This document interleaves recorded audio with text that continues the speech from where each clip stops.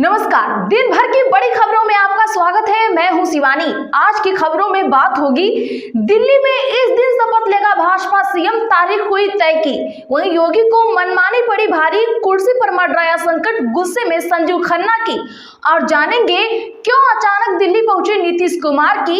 इधर deputy CM Shinde ने इस्तेमाल की सीएम पावर, फडणवीस की हिल गई कुर्सी की। साथ ही गोगोई की पत्नी पर आरोप लगाना हिमंता को पड़ा भारी की। वहीं निकाय चुनाव खत्म होते ही अनिल विज राहुल के संग आएंगे कांग्रेस में। इसी के साथ आज दिन भर की सभी बड़ी और प्रमुख खबरों को जानेंगे विस्तार से। उससे पहले एक नजर सुर्खियों पर।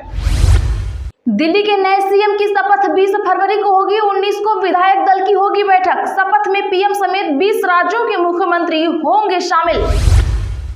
सियासत हुई तेज, भाजपा ने लूटा न्यू इंडिया बैंक। राउत ने केंद्र सरकार पर साधा निशाना, पीएम मोदी से भी पूछे तीखे सवाल।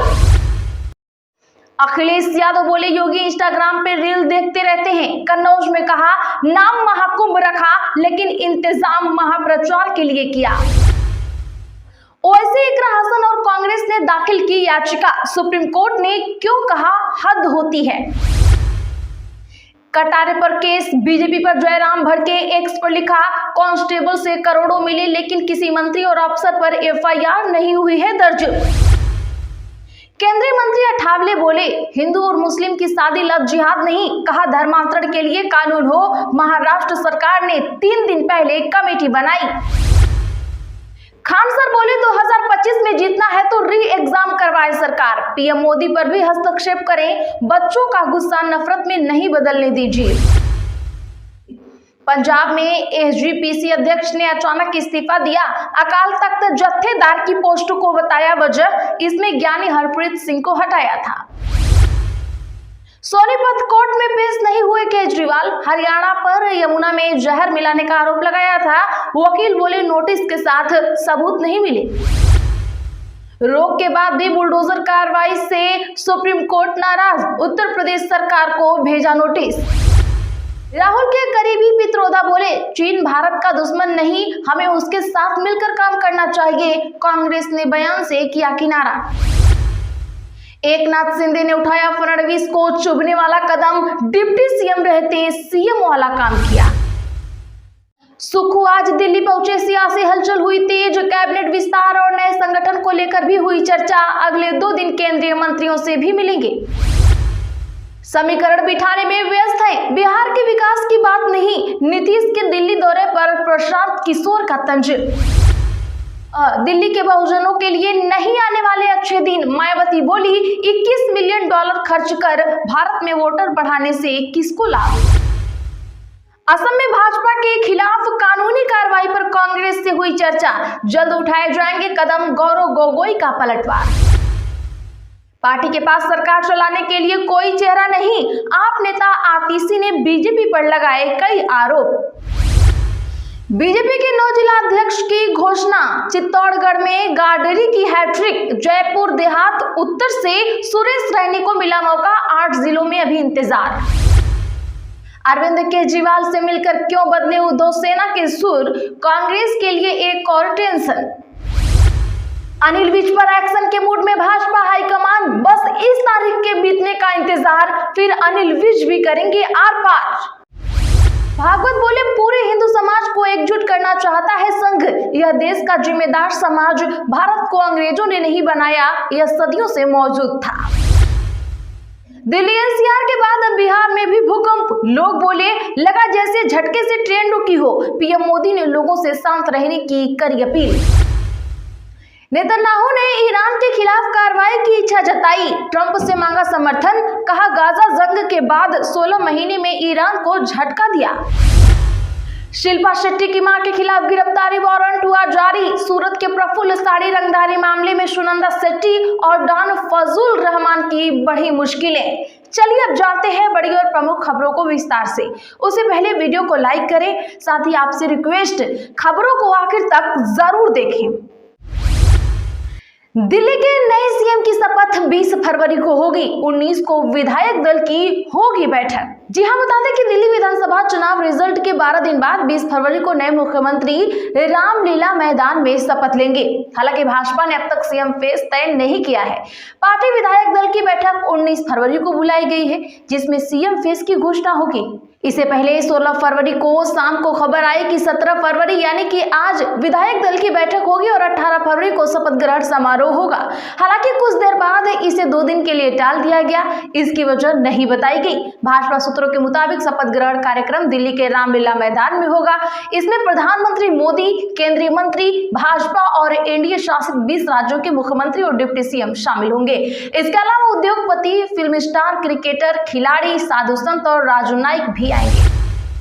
रोक के बाद भी बुलडोजर कार्रवाई से सुप्रीम कोर्ट नाराज, उत्तर प्रदेश सरकार को भेजा नोटिस। बता दें कि सुप्रीम कोर्ट ने उत्तर प्रदेश सरकार को नोटिस जारी किया है। इस नोटिस में सुप्रीम कोर्ट ने पूछा कि उत्तर प्रदेश सरकार ने कुशीनगर में मस्जिद में तोड़फोड़ करके उनके 13 नवंबर 2024 के आदेश का उल्लंघन किया है। 13 नवंबर 2024 को दिए आदेश में सुप्रीम कोर्ट ने बिना पूर्व नोटिस और दूसरे पक्ष को सुने बिना तोड़फोड़ कार्रवाई पर रोक लगा दी थी। सुप्रीम कोर्ट ने फिलहाल कुशीनगर मामले में आगे किसी भी तरह की तोड़फोड़ कार्रवाई पर रोक लगा दी है। बता दें कि जस्टिस BR गवई और जस्टिस AG मसीह की पीठ ने उत्तर प्रदेश सरकार को कारण बताओ नोटिस जारी करते हुए पूछा कि क्यों न संबंधित जिम्मेदारों के खिलाफ अदालत की अवमानना करने के लिए कार्रवाई की जाए। एकनाथ शिंदे ने उठाया फडणवीस को चुभने वाला कदम, डिप्टी सीएम रहते सीएम वाला किया काम। जी हां, बता दें कि महाराष्ट्र के सत्ताधारी गठबंधन महायुति में मतभेद की खबरें आम हो गई हैं। खास तौर पर सीएम देवेंद्र फडणवीस और डिप्टी सीएम एकनाथ शिंदे के बीच अनबन की स्थिति है। इस बीच एकनाथ शिंदे ने ऐसा कदम उठा लिया है जो निश्चित तौर पर फडणवीस के लिए चुभने वाला है। उन्होंने अपने मंत्रालय में deputy CM medical aid cell की स्थापना की है और इसका मुखिया अपने करीबी लीडर मंकेश सिवाटे को बनाया है। ऐसा पहली बार है जब किसी डिप्टी सीएम ने मेडिकल एड सेल का गठन किया है, जबकि राज्य में पहले से ही सीएम रिलीफ फंड बना हुआ है। ये फंड किसी आपदा की स्थिति में या घटना में घायलों की मदद के लिए है। ऐसे में डिप्टी सीएम की ओर से भी ऐसे ही मकसद के लिए फंड बनाना सवाल खड़े करने वाला है। खान सर बोले 2025 में जीतना है तो री एग्जाम कराए सरकार, पीएम मोदी भी करे हस्तक्षेप। दरअसल बता दें कि बीपीएससी 70वीं पीटी को रद्द करवाने की मांग को लेकर आज कैंडिडेट्स एक बार फिर से सड़क पर उतरे हैं।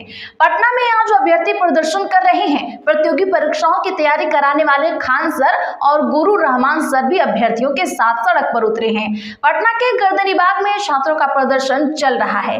खान सर ने कहा कि हम लोगों की सिर्फ एक मांग है कि री एग्जाम हो। एग्जाम में धांधली हुई है, कोई गलत डिमांड नहीं कर रहे हैं। हम सरकार के हित में री एग्जाम होगा। सरकार अगर चाहती है कि नाराजगी ना झेले और 2025 का फैसला उनके फेवर में हो तो री एग्जाम करवा दें। खान सर ने आगे कहा कि हमने हाई कोर्ट में सबूत दे दिया है और सरकार को री एग्जाम कराना ही होगा। हम प्रधानमंत्री जी से भी कहते हैं कि वे भी इसमें हस्तक्षेप करें। बिहार में आपकी डबल इंजन की सरकार है। डबल इंजन की सरकार सिर्फ हॉर्न बजाने के लिए नहीं है। सरकार से गुजारिश है कि वे बच्चों के गुस्से को नफरत में मत बदलने दीजिए।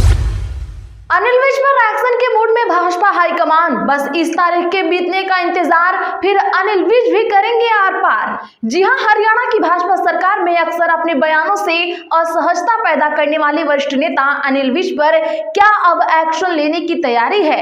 हरियाणा में भाजपा कार्यकर्ताओं के बीच यही सवाल तैर रहा है। ऐसा इसलिए क्योंकि अनिल विज को अपनी ही सरकार के खिलाफ बोलना कोई पहली बार नहीं है। मनोहर लाल खट्टर के 2 कार्यकाल के दौरान भी उन्होंने सरकार से असहमति रखने वाली कई बातें खुलकर की थी। फिर नायब सैनिक को सीएम बनाए जाने पर तो खुलकर नाराजगी जाहिर की। अपने को वरिष्ठ नेता बताते हुए उनकी सरकार में काम करने से ही मना कर दिया था। सूत्रों ने कहा कि उन्हें कारण बताओ नोटिस भेजकर इसीलिए जवाब मांगा गया कि यदि उनके तेवर नरम पड़े तो ठीक है, अन्यथा एक्शन ले लिया जाएगा। लेकिन 2 मार्च को हरियाणा में नगर निकाय के चुनाव है। ऐसे में सरकार और संगठन नहीं चाहता कि उससे पहले अनिल विज के खिलाफ कोई एक्शन लेने की संभावनाएं कमजोर की जाए। लेकिन माना जा रहा है कि अगर भाजपा उनके हिसाब से नहीं चलती है तो वह कांग्रेस ज्वाइन कर लेंगे। आपको क्या लगता है? कमेंट जरूर करिए। ओवैसी इकरा हसन और कांग्रेस ने दाखिल की याचिका, सुप्रीम कोर्ट ने क्यों कहा हद होती है। बता दें कि सुप्रीम कोर्ट ने आज पूजा स्थल अधिनियम 1991 की वैधता के संबंध में नई याचिका दाखिल करने पर कड़ी नाराजगी जताई है। मुख्य न्यायाधीश संजीव खन्ना और न्यायमूर्ति संजीव कुमार की पीठ ने संकेत दिया कि वह लंबित अनुसूचित याचिकाओं पर आज सुनवाई नहीं करेगी, क्योंकि आज 2 न्यायाधीशों की पीठ बैठेगी। इन याचिकाओं पर पहले 3 न्यायाधीशों की पीठ सुनवाई कर चुकी है। अदालत ने सुनवाई अप्रैल के पहले सप्ताह तक टाल दी है।